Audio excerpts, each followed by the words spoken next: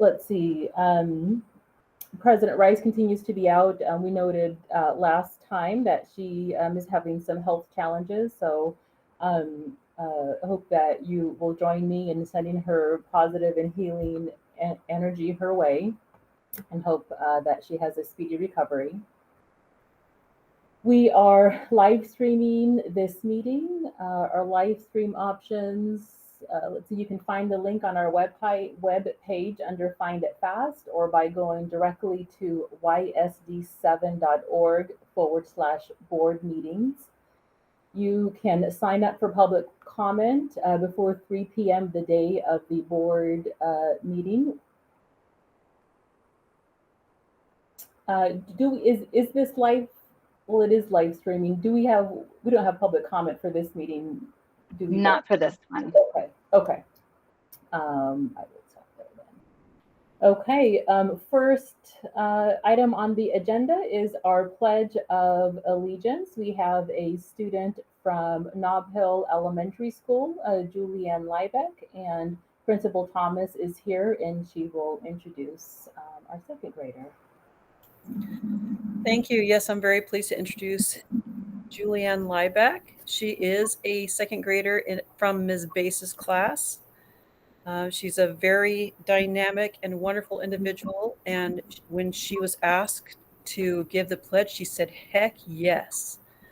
So go ahead, Julianne, take it away. Ready, begin. I pledge allegiance to the flag of the United States of America and to the republic for which it stands, one nation, under God, indivisible, with liberty and justice for all. Thank you very much, Julianne. You did a very good job at saying the Pledge of Allegiance. Usually the different board members in this meeting, Julianne, like to maybe ask you a question or two. And so I will call on each board member, and they might ask you a question. Director Beckett. Well, good afternoon, and thank you for being here and for leading us in the Pledge of Allegiance. Can you tell us what is your favorite thing about school so far this year? Spending time with my friends. Me too. Thank you so much for being here. Hope you have a great rest of the year. Thank you. Director Walker. All right, Julianne, I don't have any more questions for you. We got to visit quite a bit before the meeting started, but I just wanted to thank you for joining us today, and I hope the rest of your year goes really well for you. Thank you. Hi, Julianne. My name is Graciela. Thank you so much for being here. You did such a good job on the Pledge of Allegiance. You said you like playing with your friends. What do you like playing? What game or activity do you like playing with your friends? I like playing tag with my friends a lot. Tag's a lot of fun. Well, thank you so much for being here. Have fun at school the rest of the week, and we will see you later. Thank you. Thank you. Next item is our Yakima land and acknowledgement, and I think I will. He is up for it, and he is not in right now. So okay. I will go ahead and read that. Yakima land acknowledgement. Today, the schools of the Yakima School District rest on the ancestral lands of the 14 confederated tribes and bands of the Yakima Nation. The people of Yakima Nation inhabited more than 12 million acres across Adams, Benton, Chelan, Douglas, Franklin, Grant, Kittitas, Klickitat, and Yakima counties. Today, we honor those native peoples who are tied to the land through history, legends, and culture. We acknowledge their descendants who live in the world today. We thank the caretakers of this land who have lived here and continue to live here since time immemorial. An acknowledgement is a simple, powerful way to show respect and a step toward correcting the stories and practices that erase Indigenous peoples' history and culture. It also honors the truth. As a school district, we will continue to build upon our relations with the Yakima Nation. We have our Yakima School family lost a member of its family. Miss Thompson, Meryl Elizabeth Thompson, was a teacher for Yakima School District from 1991 to 2004. And I'm going to read a few words about her. Meryl Elizabeth Thompson was born on February 26, 1945. She grew up in north central Washington and attended elementary school in a one-room schoolhouse a few miles from the farm. She graduated from high school and attended Eastern Washington State College, getting her BA in education. She later earned a master's in education in gifted education at Central Washington University, an administrative credential at Western Washington University. Meryl did not at first have a calling for being a teacher, but when she got her first job teaching middle school, she found her creativity and capacity for innovation, and that helped her excel in her work. Meryl retired in 2004 after 35 years of service. In 1976, Meryl met James D. Horton, who would become her husband and best friend. Marriage to James caused Meryl to stretch her comfort zone and grow in ways never expected, and also took them to Washington, D.C., where James worked for the Bureau of Indian Affairs. As James was of Yakama Nation heritage, their family grew by adopting Benjamin from the Blackfoot Nation in 1983, and Kate Yupik 2 years later. The family eventually landed in Yakima. James passed away in 2007. Besides her family, her life revolved around her many loves: the written word, music, archiving, and organizing photo albums, the Yakima Unitarian Universalist Church, activism, tuning into the metaphysical communication of the universe, and her many close friends. After being widowed for 14 years, Meryl took an intrepid leap into romance with long-distance love Neil Maslitz, who brought her much laughter, passion, and companionship. Meryl was preceded in death by her parents and husband, James Horton. She is survived by son Benjamin Runningwolf, grandson Dante McConville, sisters Nance, Christina, and Whiston, and nephews Chris and Jason. Please join me in a few minutes of silence and remembrance of Miss Thompson.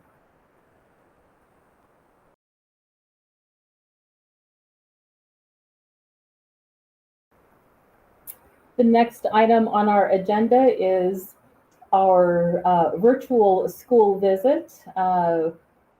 During non-COVID times, the school board looked forward to monthly visits to each of our school buildings. Today we are scheduled to have a virtual presentation for Nob Hill Elementary School. And Superintendent Green, are you going to kick things off, or shall we kick it right over to Principal Thomas? Well, I would love to say a few words, and then I would invite Kathy Page to say a few words as well. I'm just excited about this being such a real treat for each of us. Every one of our buildings and each leader, and certainly each of our individual students are special, but having time with Principal Thomas today and to get her perspective is something that I really treasure. She is doing, in my opinion, a phenomenal job at Nob Hill, and I really do value her and respect her as a leader. And I want you to hear that, because she's truly carrying a torch that I wish others would follow. So with that, I'll turn it over to Kathy for probably an even better introduction.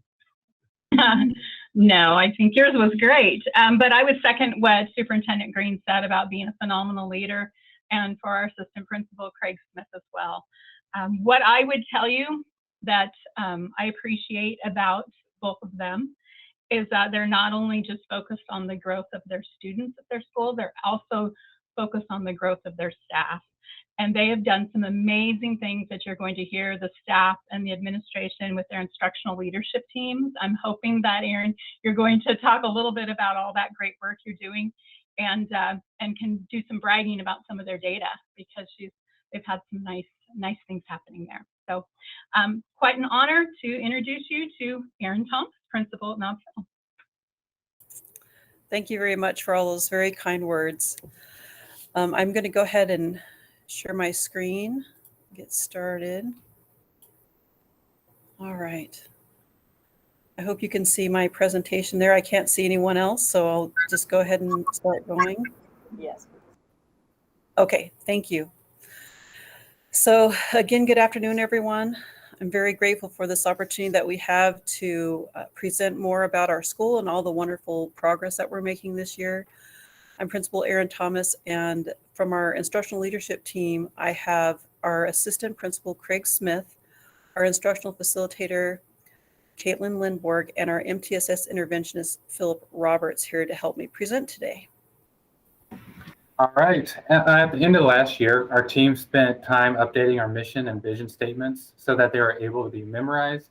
Our mission at Nob Hill is Nob Hill Nighthawks, Reach for Excellence. So REACH is our PBIS acronym. It stands for being respectful, responsible, excited to learn, awesome in attitude, caring, cooperative, and honest. And our vision is building lifelong learners.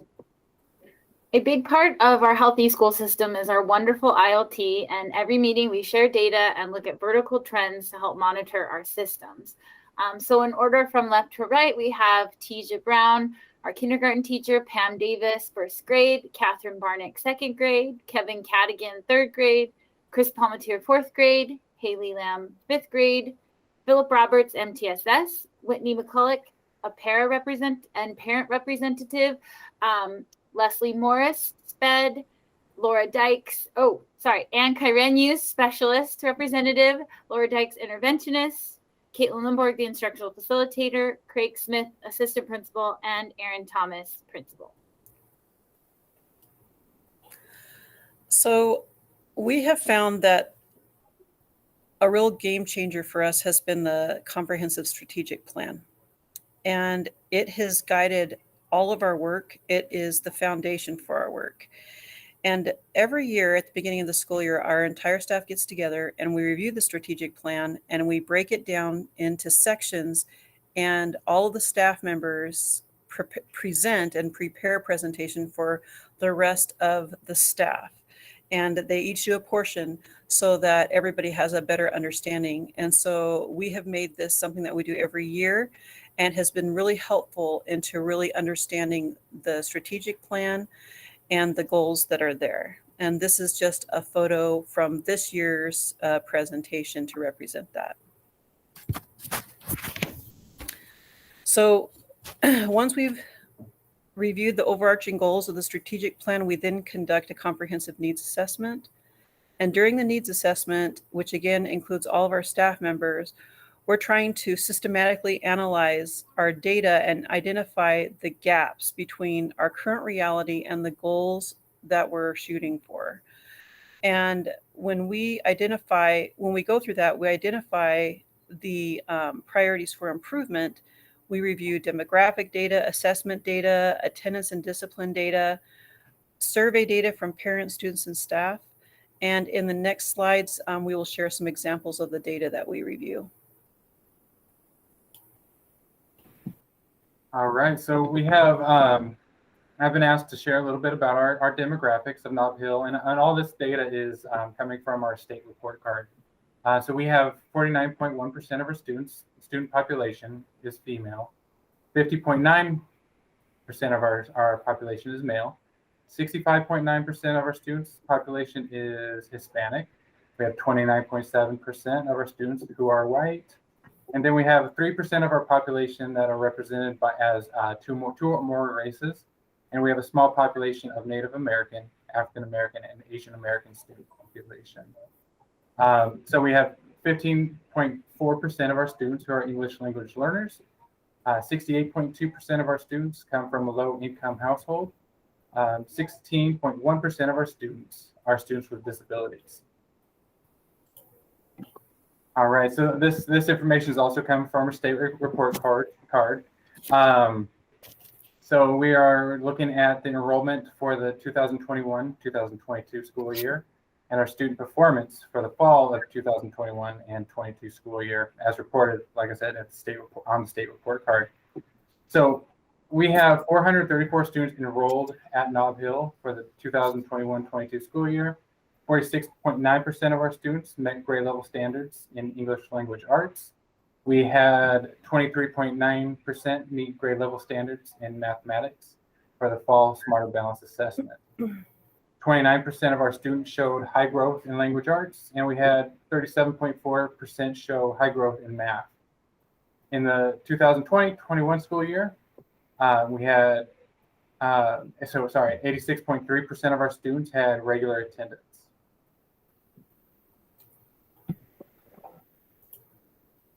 So this slide shows the trend data of our WSIF scores. So WSIF stands for the Washington School Improvement Framework, and every school in Washington State uses this framework to help prioritize their school improvement efforts.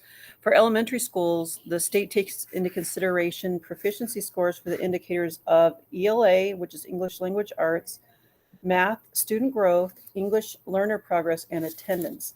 And so they take the percentage for each indicator and they give it a score of 1 to 10. And the data that they provide for us can be reviewed by student groups, the indicator measured, or both. So this is the trend data for our overall scores by student groups over time. I share this with you because it shows the threshold, which is right here. That threshold is 2.3. So if it's there or below, then that means that there is an opportunity for improvement. And this, you can see here from this slide why we are a targeted 3+ school. So this means that we are currently in improvement status. And you can see that when they first presented this framework to us, we were at 2.2 for Hispanic or Latinos of any race. And that was one area. And then another student population were English language learners, and we are 1.5 there.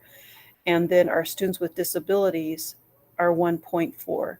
And the reason that I love this, this slide, because it shows our improvement over time. The state will complete another measure this year, and they will look at the data from this year and the preceding 2 years. And we believe that because of the improvement that our school has made, that we will no longer be in improvement status, but we will learn more about this at the end of the year. Our school has been recognized twice for closing gaps because of the improvement that we have made year to year. And we attribute this improvement to hardworking students, supportive parents, and amazing staff members. Our school does receive support from the state, and we are frequently visited by our OSPI improvement partners. And I just wanted to share that at our last ILT meeting, we reviewed how the meeting went, and our improvement partner says, you know, what's different about Nob Hill is that when you're looking at the changes that you want to make to your system, your staff members might say, well, that is really a difficult change, but they never say, I can't. And I think this is the reason why we've been able to continually make progress, even though we have had all the difficult circumstances of the pandemic. All right, so next we have, on the next slide, we're looking at some of our attendance data as well as our discipline data. So we'll go ahead and start with the attendance data.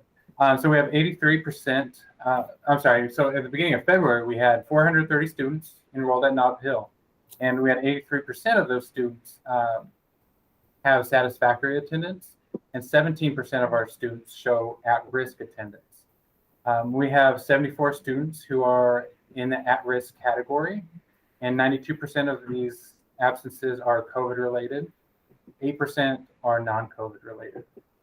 Our attendance team is made up of our attendance secretary, Megan Labar, our counselor, Colleen Kaluzny, and our MTSS interventionist, Philip Roberts, and myself.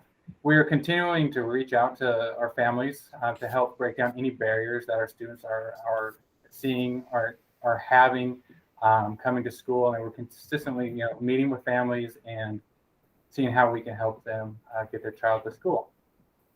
All right, so the next we have our discipline data.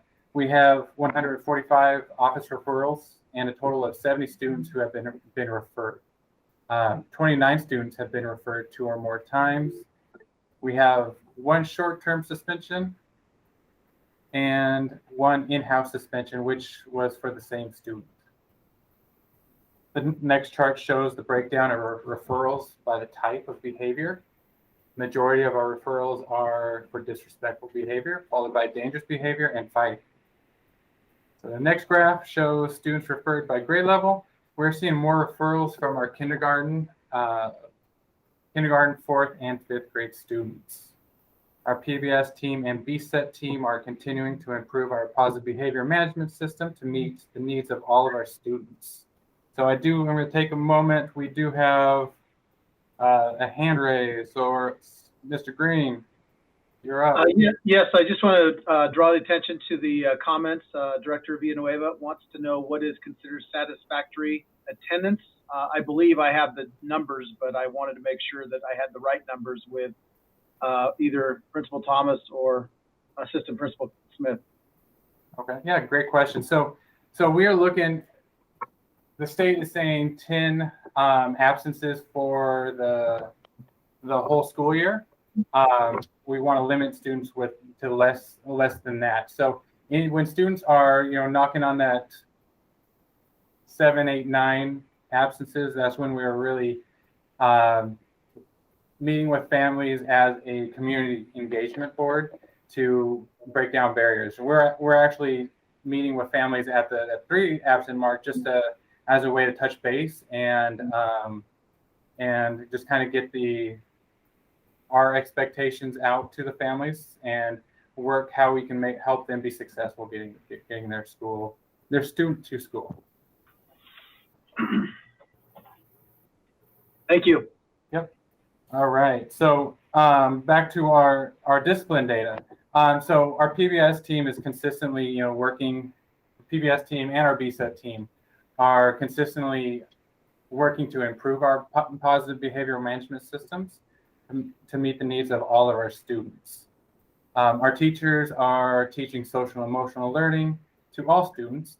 We are running small support groups for students who are struggling socially and are in the most need of interventions for behavior. So in some of those groups are social skill groups, emotional regulation groups, and executive functioning groups. We are also looking at different alternatives to suspension in order to keep our students in our classrooms, in our school learning.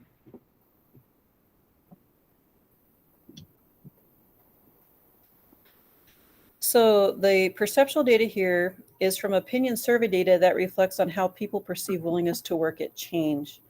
The staff member first reflects on their own willingness to work at change, and then they reflect on how willing they believe their team members are willing to work at change.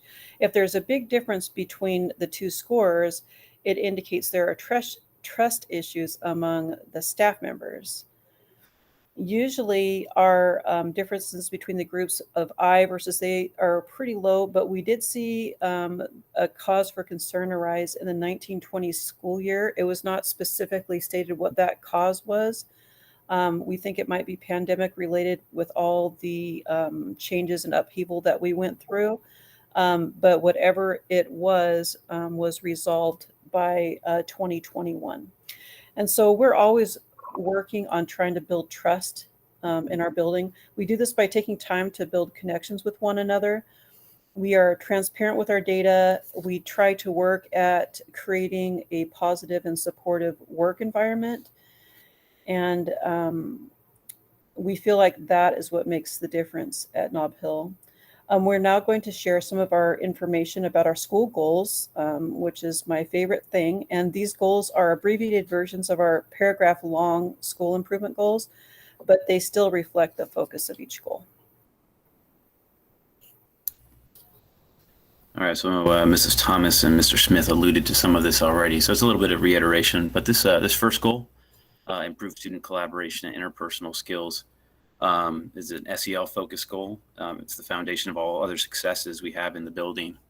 And so to make improvement in this area, our buildings prioritize social emotional learning around the Washington state standards in that realm. And with the idea that if we integrate SEL to address the whole child, then all students will gain an understanding of collaboration and interpersonal skills, which are key in critical thinking and conflict resolution. And those two concepts allude to success in both academics and in the and socializing. So to that end, we've integrated a STEAM cell instructional block, and STEAM is science, technology, engineering, art, and mathematics, and social emotional learning block. We have daily class meetings where student voice is the focus, where students are sharing ideas with each other and expressing conflict resolution in the classroom environment. We have professional development, which is currently introducing a building-wide Tier 1 program for self-management with the curriculum Zones of Regulation by Leah Kuipers. We have a monthly scheduled SEL trait focus tied to our PBIS, which is Positive Behavior Interventions and Supports Initiative. And that initiative is to acknowledge student attainment of the traits with a reward system we have called the Notable Nighthawk and or a Student of the Month award based on the monthly focus. We have a classroom collaboration among students and teachers with team points and goals that are tied to those team points, allowing for students to identify the focus traits in each other. We have annual behavior fairs to model the social emotional traits throughout the building. We have one coming up here next week, in fact. We use restorative practices such as talking circles or harm circles, where student voice is the focus in order to identify a problem, a goal, and then a viable solution with periodic check-ins by staff members. We have cycles of Tier 2 social emotional small group interventions, which Mr. Smith already alluded to, around social skills and executive functioning. And currently we're tracking the success of this goal through building-wide discipline data, minor incident reports, referrals, notable Nighthawks, and Student of the Month awards. Thank you. For goal number 2, we focused on empowering students to feel ownership of their education by becoming partners in their progress.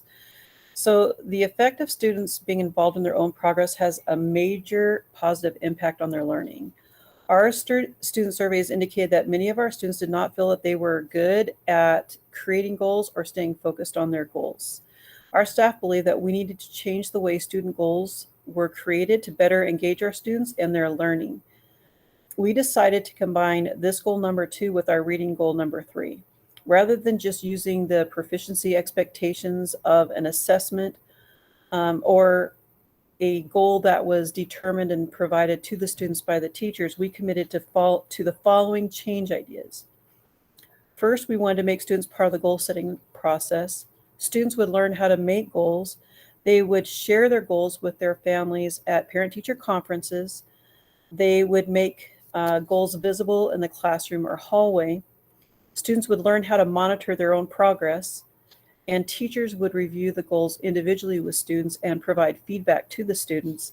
And our specialist team wanted to get involved in this work, and they came up with a year-long challenge to encourage students to make and reach goals to strengthen their body, their mind, and their family or community. And what we saw by our winter reading accuracy scores, which is what we focus on for goal number 3, the results were so positive that multiple grades can now focus on reading fluency rather than accuracy. Reading accuracy is a foundational skill, and you have to have that before you can focus on fluency. So to show you an example, for our 4th grade students, their accuracy scores in the fall were 63% students were proficient. And when we had our winter assessment, they went up to 88% proficient. And then 5th grade accuracy scores went from 72% proficient in the fall to 84% proficient in the winter. And part of this excellent improvement can be attributed to the students creating and monitoring their goals. Overall, for our 1st to 5th grade, the accuracy scores increased overall for the whole school from 1st to 5th grade from 51% proficient in the fall to 68% proficient in the winter. We're still working on our kindergarten scores being updated, but we have seen dramatic growth in their skills as well. Our instructional facilitator, Caitlin Lindborg, will share a little bit more about our goal number 3, our reading goal. So like Erin said, our 3rd goal is reading focus, and we based it off the science of reading. We chose to focus on the skill of accuracy. And like Erin stated, accuracy is a more foundational skill because you want students to read accurately before we push them to read a little faster. And so in grades 2 through 5, this skill refers to reading accurately while orally reading, but at first grade, it refers to blending words, mostly nonsense words. And in kindergarten, it refers to being able to accurately segment the sounds and words, or phonemes. So with a healthy tier 1 whole class system, 80% of students should be able to achieve this goal of making the benchmark. So in grades 3 through 5, the accuracy benchmark is 96% all year, so it doesn't change. But in the grades K through 2, the number does increase between benchmarks as it ramps up to that 96%. The grade level teams, with this knowledge, the grade level teams then work together to create goals centered around the accuracy needs at their grade level. And to ensure that the students were brought on as assessment partners, the goals were then posted, they still are, posted in hallways, with students' progress or achievement of the goal being posted anonymously. So students are always aware of not only their own individual progress through meetings with the teacher, but the goal, they understand the progress towards the goal as a classroom and a grade level.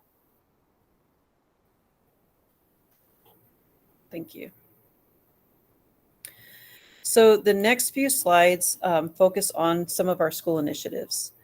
So I wanted to share an example of the work that we've done in narrowing our focus so that we can focus on what most needs improvement and also aligning all of our work to the strategic plan. So the first thing that we do is we look at the goal itself, and we analyze that goal, and we look at the different components of the goal, and we do it by deconstructing the goal by focusing on the verb and noun phrase throughout the goal. So if you look at goal number 1 as an example that I have shown here, we found that the goal number 1 actually has all these 5 different components. So goal number 1 states that students will acquire social emotional skills, they'll acquire academic curiosity, they'll acquire cognitive development in literacy, they'll acquire cognitive development in numeracy, and will be prepared for academic success. And each one of these components could stand on its own as a goal. And so we analyzed in our assessment, in our needs assessment, we analyzed and looked at all of our data to see which of those areas was most in need of improvement. And our data indicated that the area most in need of improvement was acquiring social emotional skills. So then if you look at social emotional skills, there are also many domains within social emotional skills, which include future orientation, belonging and identity, self-management, perseverance and grit, self-efficacy and mindsets, critical thinking, collaboration, and interpersonal skills. So then we narrowed our focus again, which area is most in need of improvement? And we found that based on student and parent surveys that it's collaboration and interpersonal skills. So within collaboration and interpersonal skills, you have collaboration, communication, cultural competence, conflict resolution, and compassion. So our narrowed focus is around those collaboration and interpersonal skills. We went through the same process with each goal. We identified the areas where we needed work. We focused on finding the root cause of our problem, and then we created an action plan that guides our work during our inquiry cycles. And again, we went through the same process for all of the goals on the strategic plan.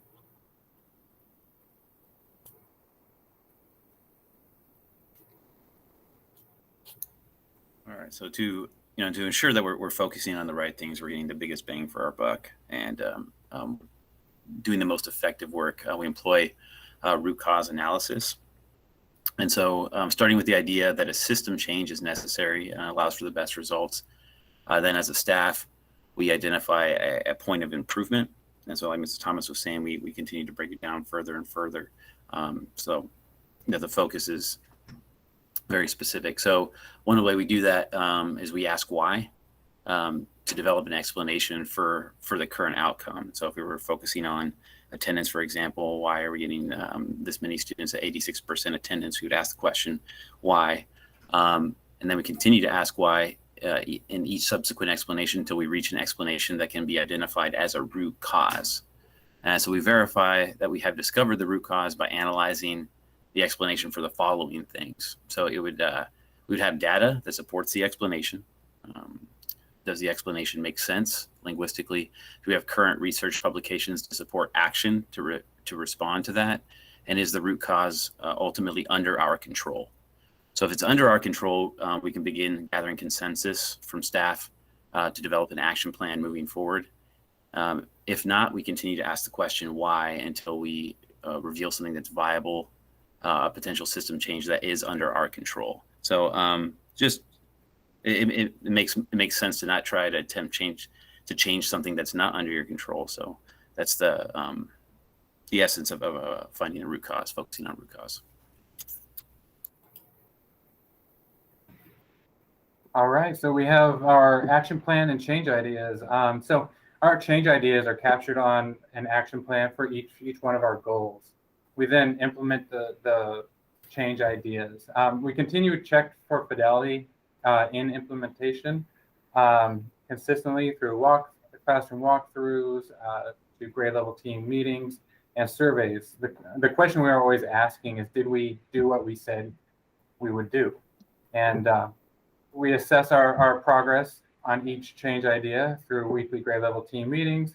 We're also monitoring student progress in our instructional leadership team meetings as well.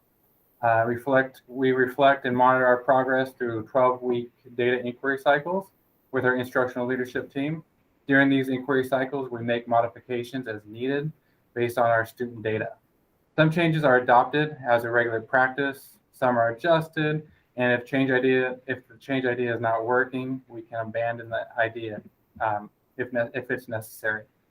Once we have made the necessary updates to our action plan, our ILT members then roll out the updated action plan out to their grade level teams. Grade level teams also have action plans for goals. They review and update their goals throughout the inquiry cycle. So throughout the inquiry cycle, we're constantly sharing our progress with all of our stakeholders. We send a newsletter through Parent Square to all of our families. We also send data to district leadership to report on our progress.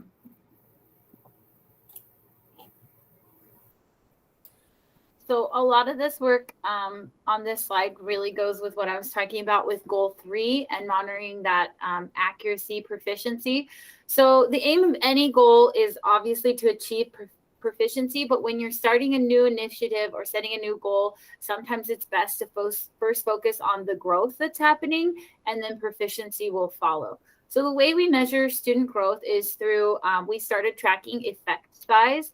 And so as a school, we came to this decision after we read 10 Mind Frames for Visible Learning by John Hattie and Klaus Zierer. And this book details different teaching strategies and the effect size that they have on students. And we decided we wanted to measure the effectiveness of our teaching was having on the students.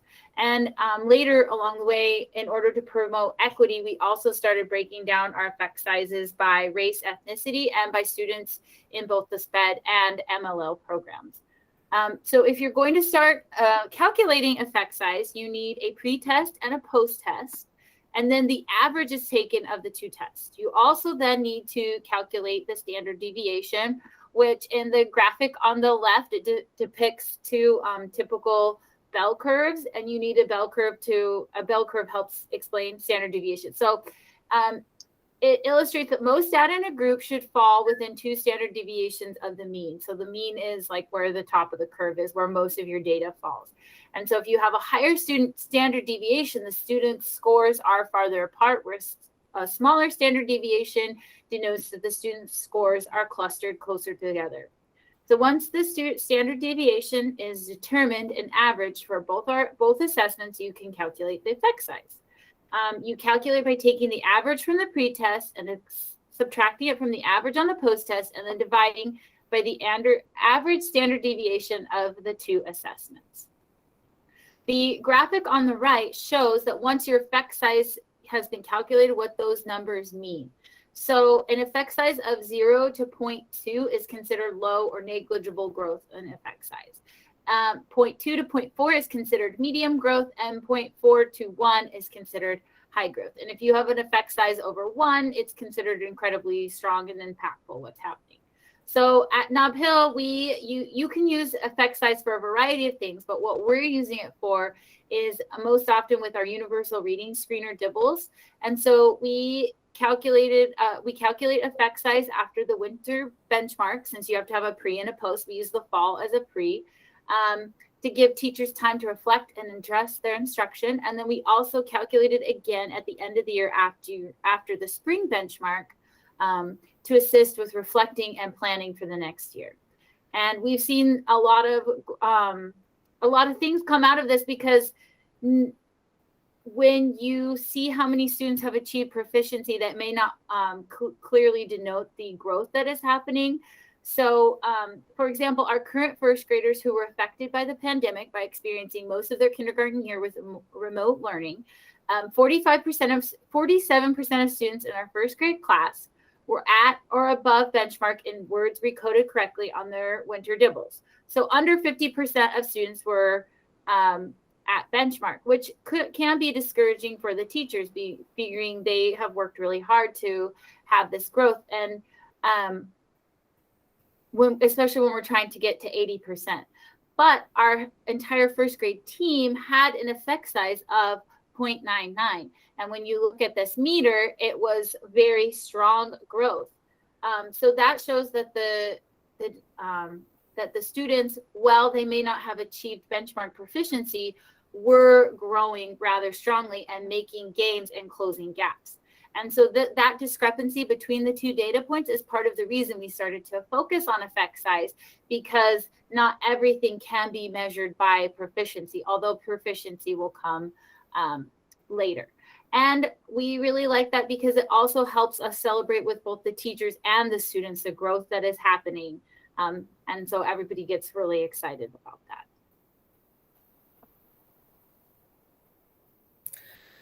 So one of the things that we're seeing is that with the work that we've been doing, we are seeing remarkable progress, and we are seeing the students take more accountability for their learning. And it has been amazing to see how they're saying, I had a student call out to me as I was walking out the playground saying, you know, I had 86 words per minute and I had 100% accuracy. Like, they know where they're at and they know where they need to go. And that has really made the difference to have our students involved in that. So we're really pleased with the things that are happening at Nob Hill. And again, we attribute that to the hard work of our students, our amazing staff, and the support of the families at home, because they are part of that. They are very involved in their students' growth.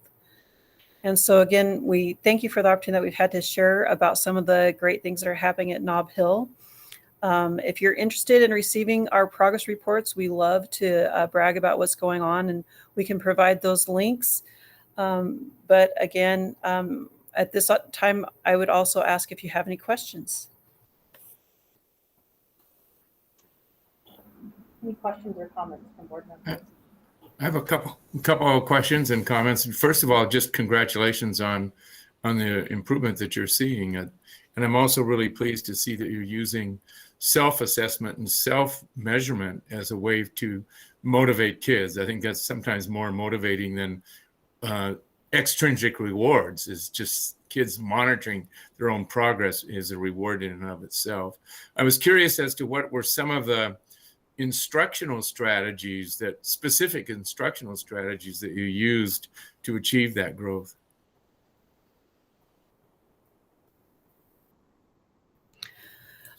So what we do is we try to, most of our teachers are using the curriculum to try to meet the standards to help support that growth.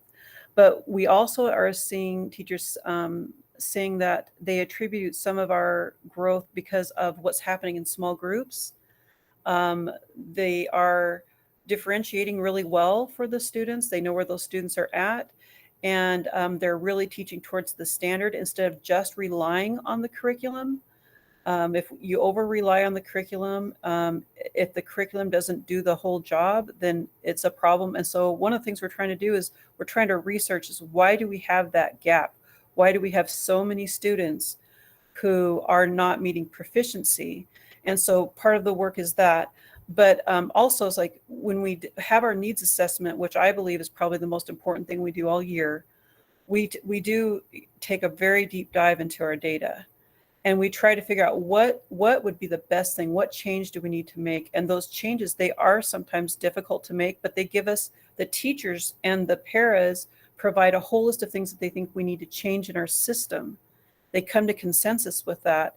And I think those updates and changes to our system that are on the action plan, we take all those ideas, we put them on our action plan, and then we continually review them. And I think that has made a big difference too. It's like this living student growth plan all the time, reviewing that. And the teachers' collaboration time is really important. They're always looking at like, how many students did well? Why do we think they did well?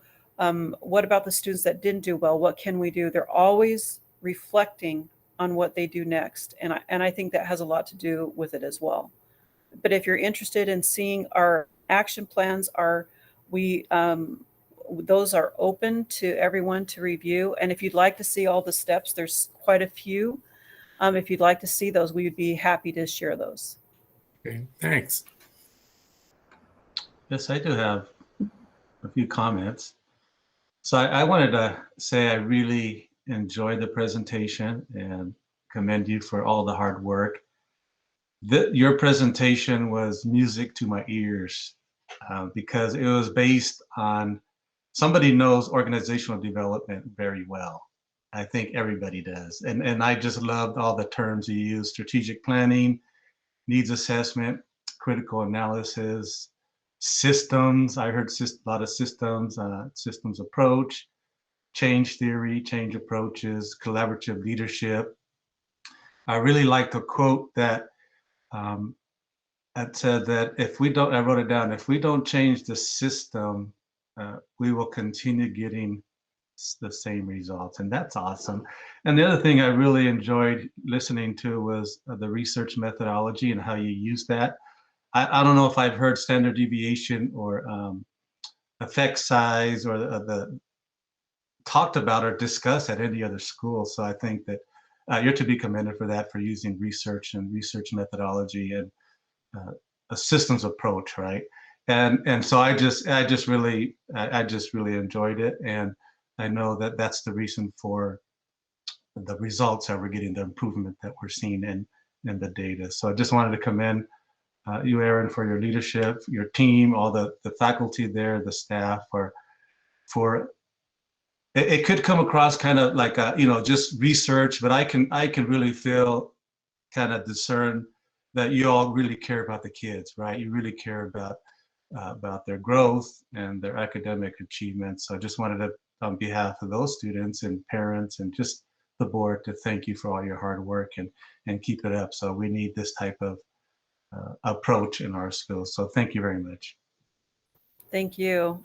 One of the things that I was going to also say is, the staff makes a really big difference. And the way the staff has come together to make all this happen, it's a huge commitment to our students.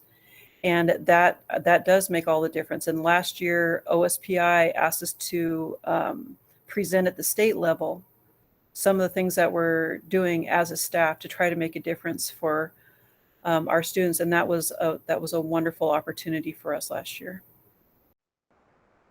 Thank you, Director Villanueva, and thank you, Principal Thomas. Just hearing your presentation, again, inspiring, and I love how you're deflecting to your staff, and we know that nothing makes the difference to students like a high-quality teacher in the classroom that is proven. You're giving credit where credit is due, and the support of the IF and working with your assistant principal. So not taking anything certainly away from anyone else. None of that happens without your staff, and we recognize that. Please do commend them. And we also want you to hear us go as well. Leadership matters, and the second greatest indicator is a high quality assistant principal in a building, and your impact resonates throughout your building. So take a compliment, but do deflect when necessary. Thank you. They definitely echo the comments shared by Superintendent Green and my fellow board members. I really appreciate your data-informed approach to planning and aligning what you need to do to improve student outcomes.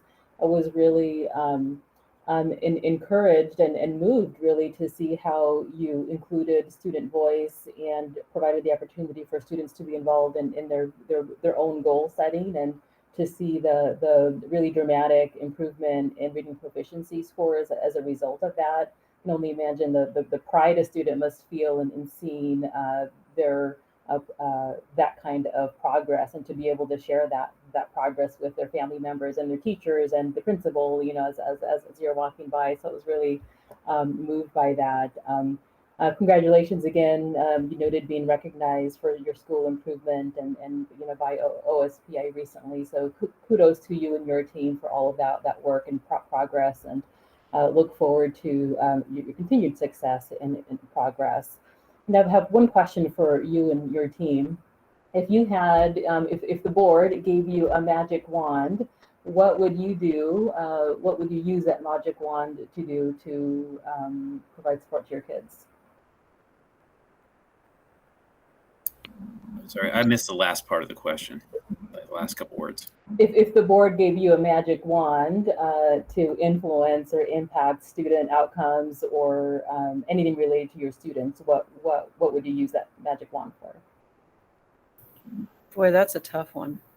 I mean, there's the things that we're seeing that are impacting us this year is we do see, for instance, our 5th graders had never taken the state SBA because of COVID. And we also see social skills.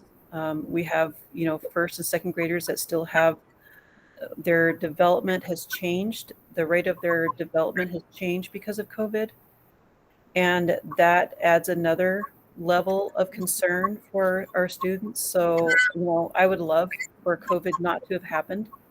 That's, I think, because of the impacts on that on our students develop their own development and their academic progress. I think that's what I would probably say. I wish that we didn't have the impacts of COVID.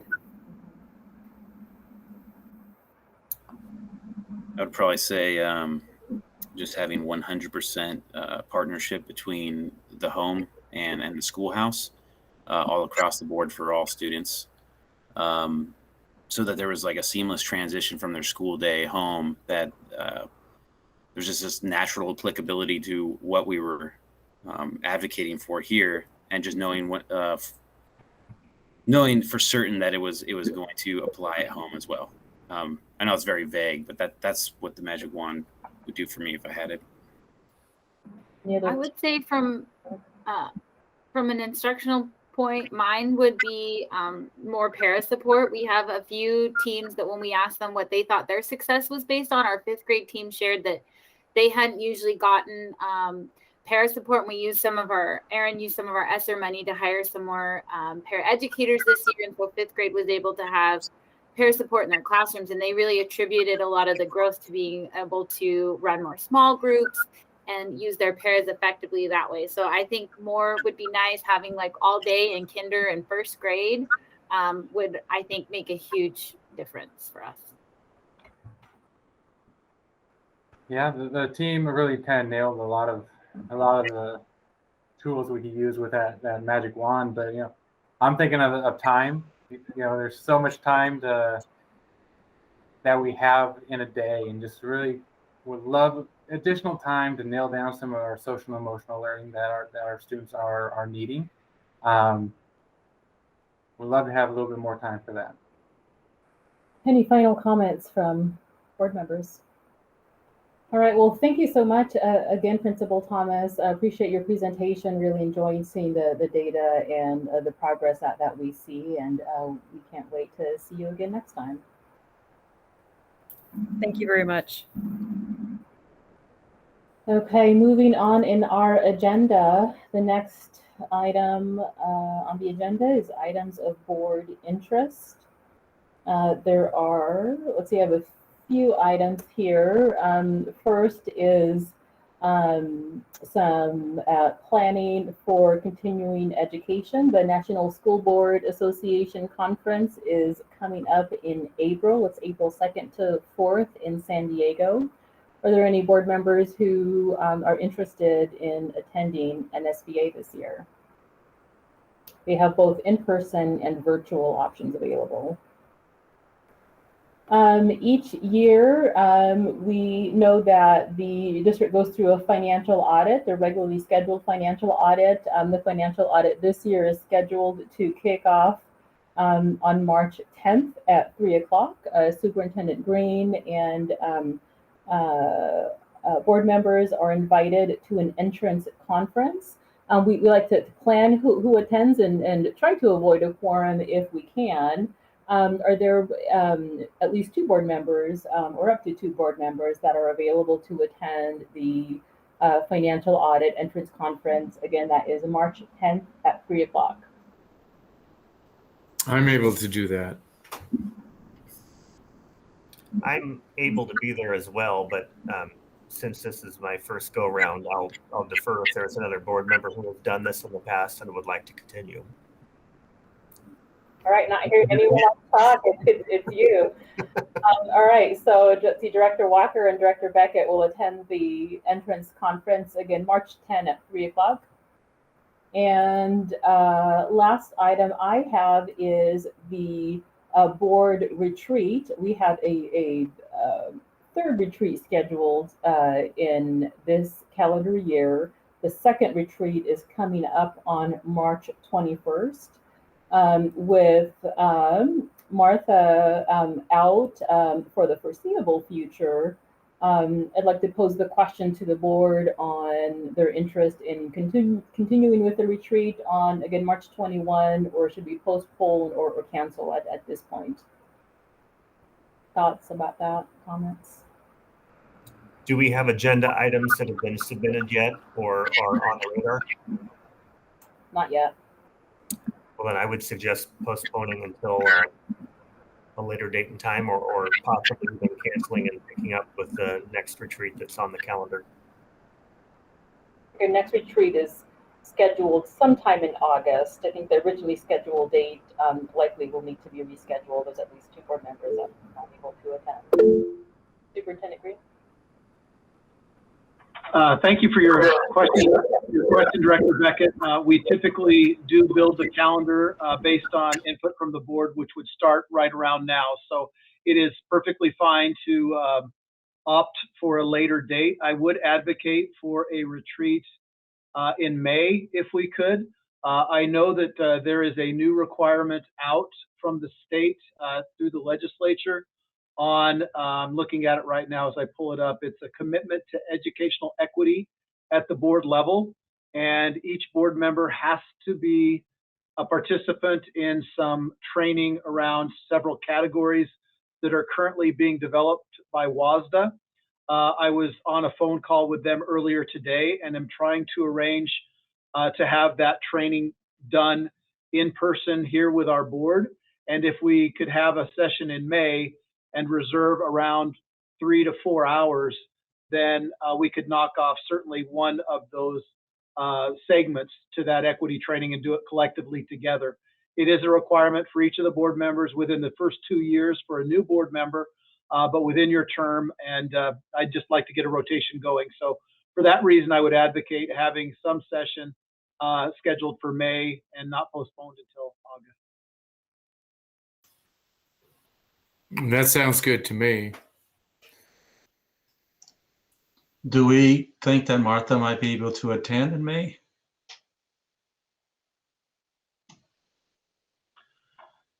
That is a great question. I think at this point, we can't, why don't we leave it a little bit, if we have to push it out, I think we can check with her on her recovery. I think that within probably a month before that time, we'll be able to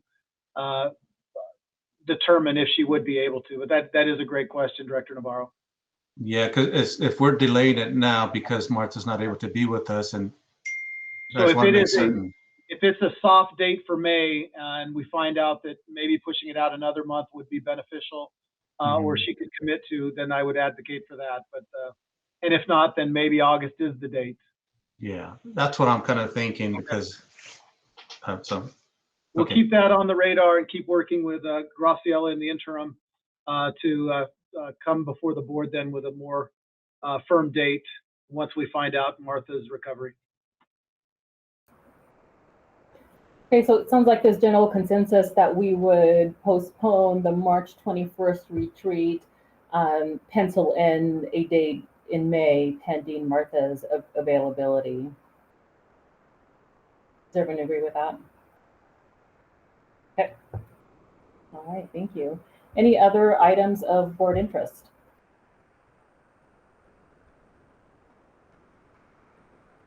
Okay, next item is the superintendent's update. Superintendent Green.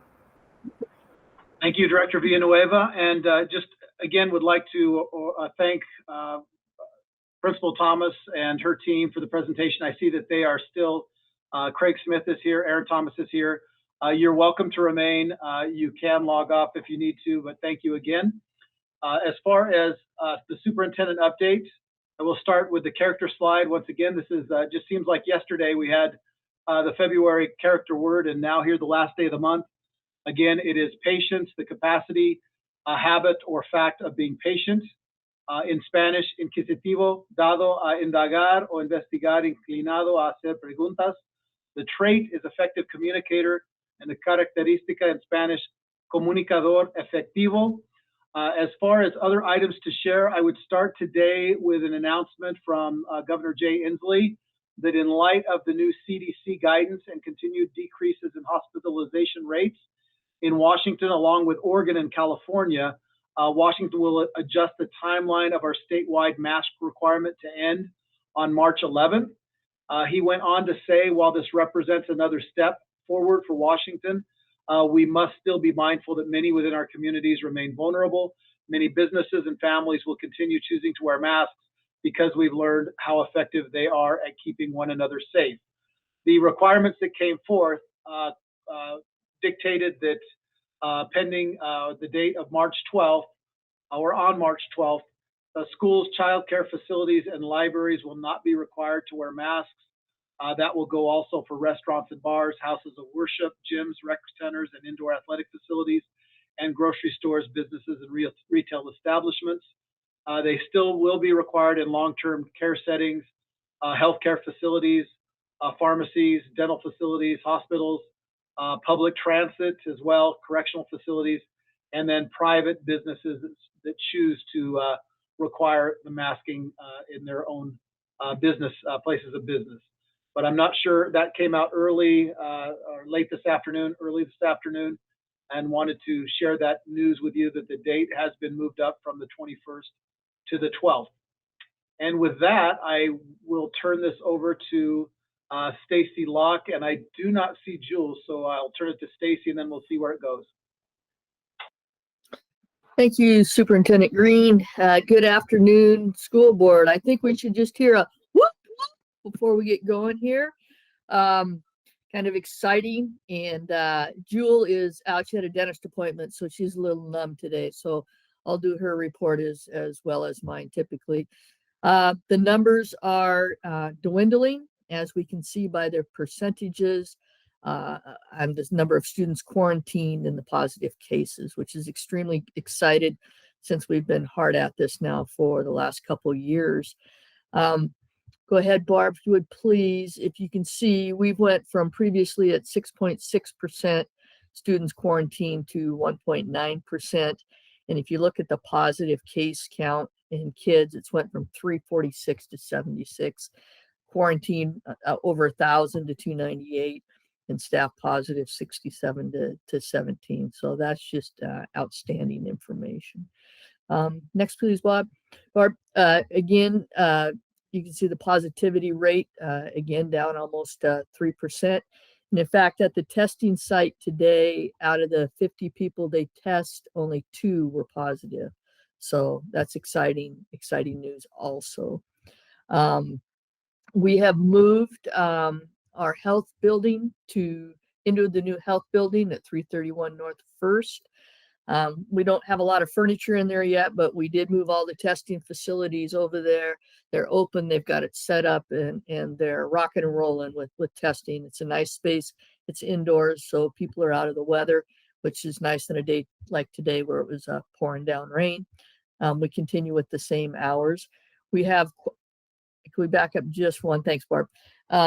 We've got quite a few community vaccine clinics scheduled, as you can see, at YB Tech, Barge, Washington Middle School, Davis, and Adams Elementary throughout the end of this month. And we are rescheduling more for the upcoming months when it comes to vaccinations. So just all in all, great news. Memo went out today, effective tomorrow, that visitors and volunteers will be allowed back in our school buildings, not checking vaccinations, and with masks up through the 12th of March, which happens to be a Saturday, and as well as large group activities indoors, masking up through the 12th. And so opening our schools back up and getting back to closer to a normal, which is, again, extremely exciting for students and staff. Norm? Yeah, correct me if I'm wrong though, but doesn't masking is still being required on school buses, isn't it? Beyond the 12th of March. Yeah. Yes, masking is still required on school buses at this point in time. That is in the memo that went out, as well as in classrooms through the 12th. We are waiting for the Department of Health and OSPI to send additional guidance. That's supposed to be out March 7th around things such as contact tracing, physical distancing, isolation rooms. I don't know if the federal, I know they've dropped the federal masking on some transportation, and hopefully that will address school bus transportation as well on the 7th when that information comes out. So we've got some information, and we're waiting on additional school-related information on the 7th, hopefully the 7th. And since we, okay, I was going to say, before I get going on this, since we had to make a decision last week about our spring student-led conferences, all student-led conferences K-12 or parent-teacher conferences K-12 are going to be and stay remote, because we needed to make a decision so buildings could begin planning during the intersession. And so they will stay remote for this spring, but hopefully different moving forward as the numbers continue to decline. So if you can look at Jules' case count over the last couple of weeks, looking pretty dang good, if I say so myself. So that's very exciting. We are finally, I know, Ryan, we talked about hitting that 500 per 100,000 over a 14-day rate, and we are now below that rate at 482 as of this afternoon. So again, great mass, great news, great mass. 7-day period at 201. And positive cases, then you see those going down, vaccinated versus unvaccinated. Let's see, zip code rates. Again, everything.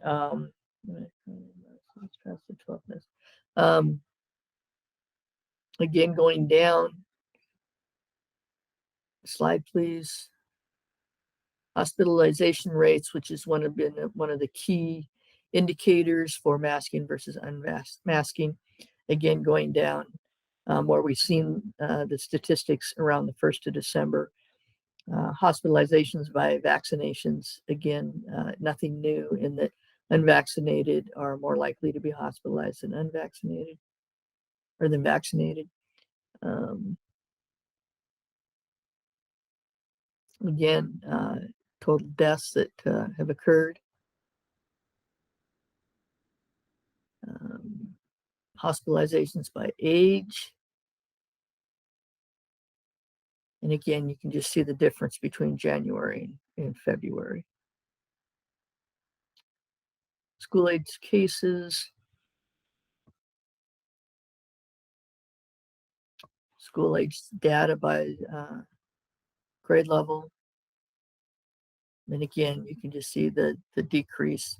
Total population initiating vaccine at 64.2%, unvaccinated 35.8%, 5 and up initiating the vaccine, we're at almost 70%, and unvaccinated 30.5%.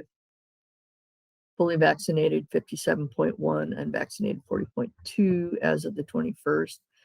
5 and up, fully vaccinated, almost 62%, unvaccinated 38%. And then Jules forecast moving forward, and you can see that we took a deep dive down, and it looks at that like that is going to continue trending that way.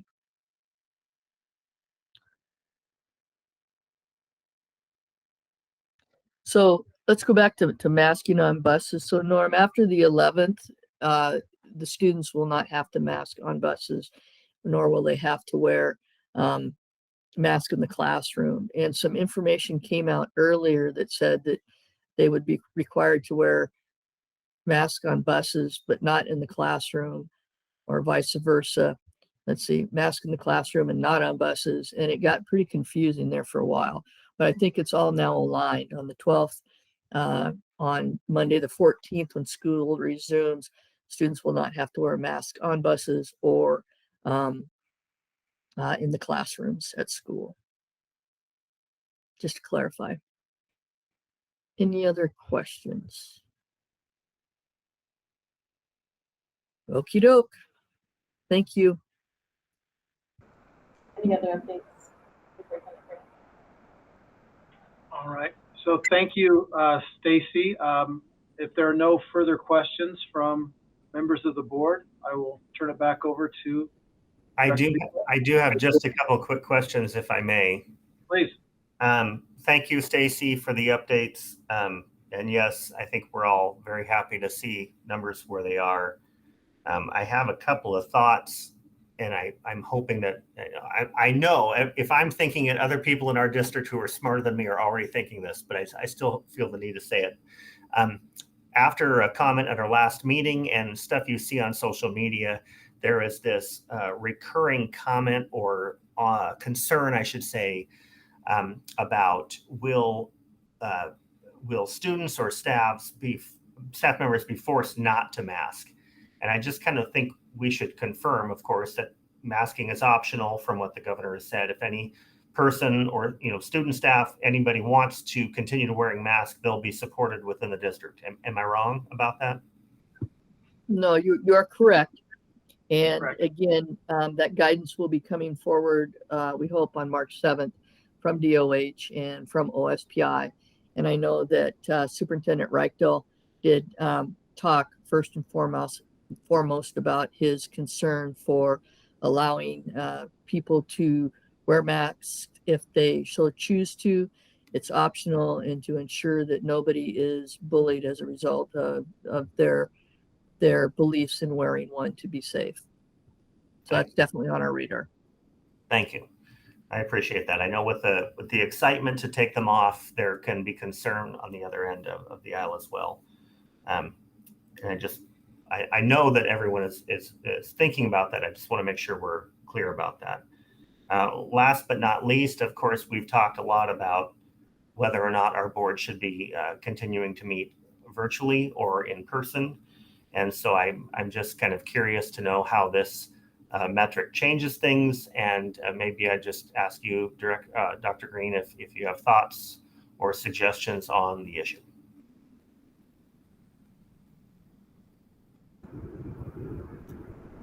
We are scheduled to discuss this in our first meeting in March. I think a few weeks ago, anyways, we talked about, we landed on having a discussion about moving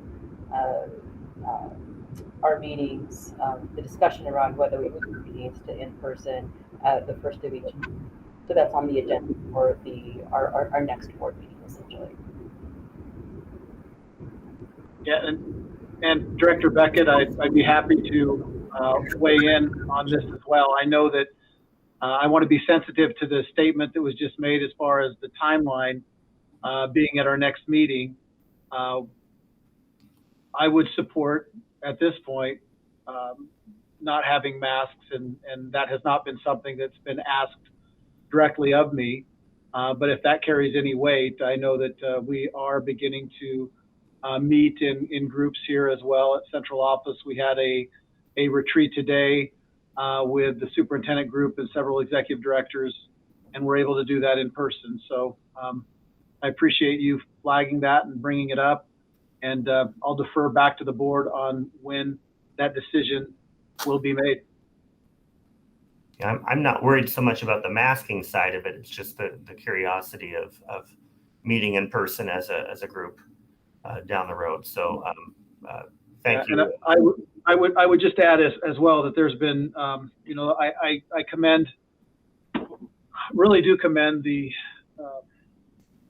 approach that we've taken as a district, and that the board has put the safety of our staff and families first and foremost. And I've heard nothing from anybody internally here at central office or within my executive team about not wanting to come back and meet in person. So I hope I'm not speaking out of turn for anybody in this room or beyond, but that has not been shared as a concern, certainly at this point as we see the numbers decline. Thank you. Your comments or questions from board members about this topic? The next item on the agenda is bond refunding results with Mark Pressing. Yes, wonderful. I'd love to. I can't see right now everybody that's here, I believe. Do we have Becky? Yes, I see Becky. Okay. So I would love to first thank Becky for her work in just leading our finance department, business services. It's amazing what she has accomplished, not only in her interim role last year, but then sliding into that role permanently and just making it her own. Thank you, Becky, for becoming just somebody that we look up to in the way that you make things transparent for us.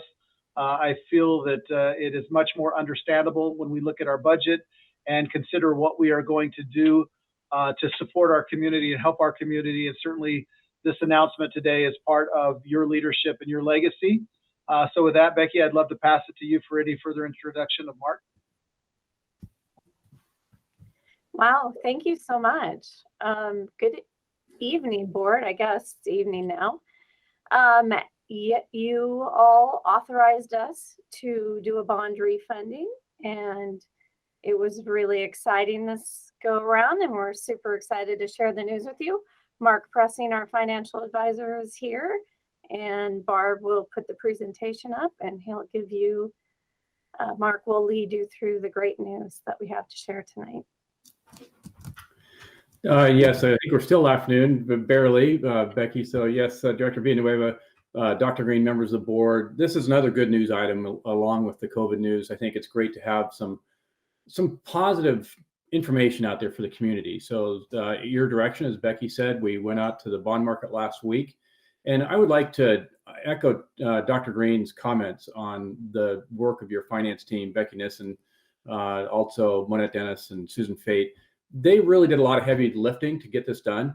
My guess is they weren't sitting there with nothing to do when we plopped a lot of work in their lap, and they really jumped in and did a great job with this. So we'll talk about what's going on in the bond market, and then the kind of review of what our goals were when we were going out to the market, and then the results and kind of where we go from there. So the bond market, if you've listened to the news at all, you'll hear the Fed's raising interest rates. And that was a topic when we were at the last board meeting. What do we think was going to happen with rates? And they have gone up since we met last time. And there's quite a bit of volatility, as you can imagine. There was a bit of news on Thursday following the sale of the bonds with Ukraine that really kind of threw the markets into turmoil. So I was very pleased to have the bond sale on Wednesday, have a stable market, and be out of there before everything happened since then. And I'll note that this is really the first opportunity we had to refinance these bonds. The earliest we can close them is actually tomorrow, March 1st. We're closing on March 15th. You can't call the old bonds until June 1st. So we really tried to get this ahead of the curve and get it in the market as soon as we could in case rates were to rise. So you'll see from this chart though, with the, there's an increase in rates recently, we're still very near the bottom of interest rates historically. So it's a great time to refinance these bonds for taxpayer savings. So Barbara, we can move on to the next slide.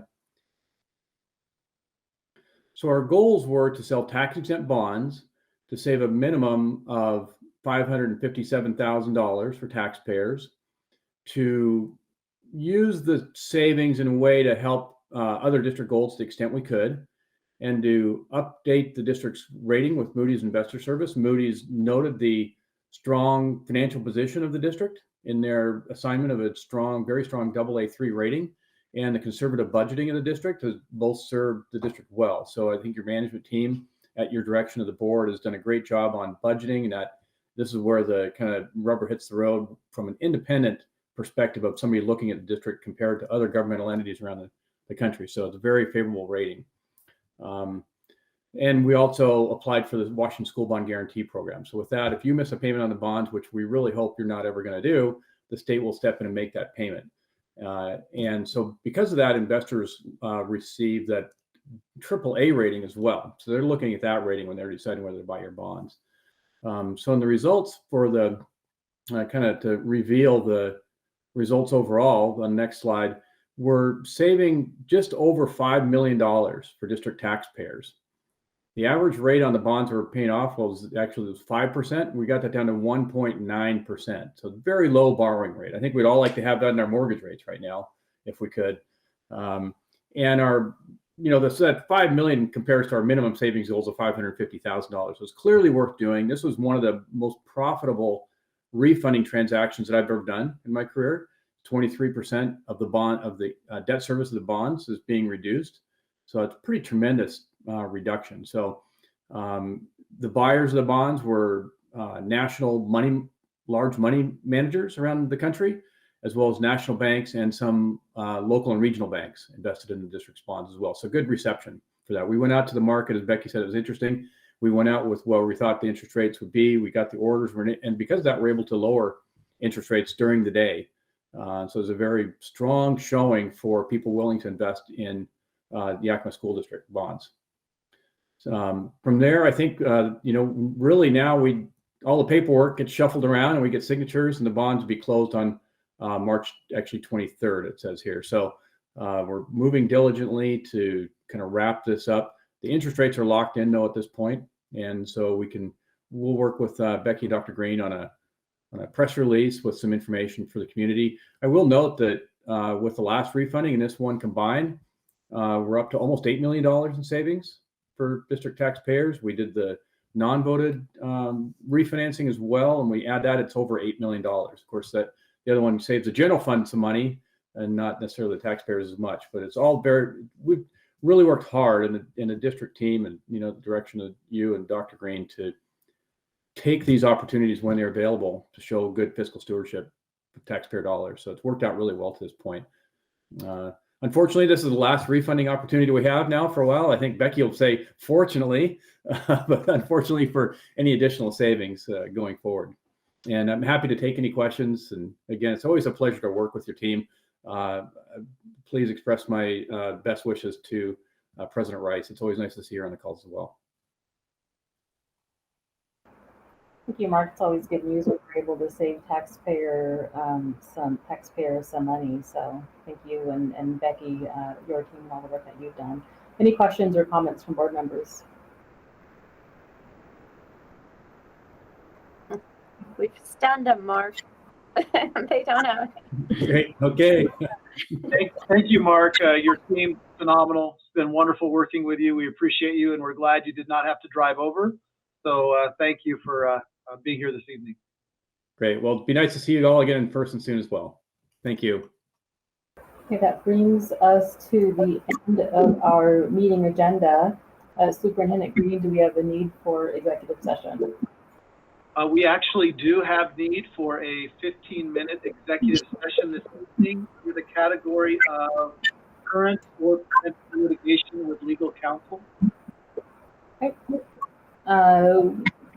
Can I get a motion to approve moving into an executive session for 15 minutes to discuss, I'm sorry, what was that topic again? It was current or potential litigation with legal counsel. Current or potential litigation with counsel. So moved. Moved by Norm,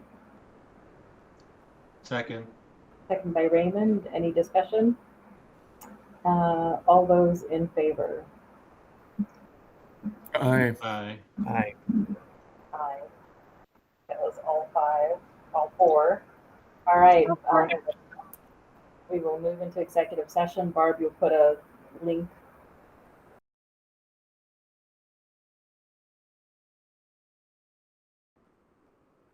Anything else for the good of the order? All right, thank you, everybody. As a reminder, I am not able to attend the meeting tomorrow, so I will see you all next week. Thank you so much. Have a good evening.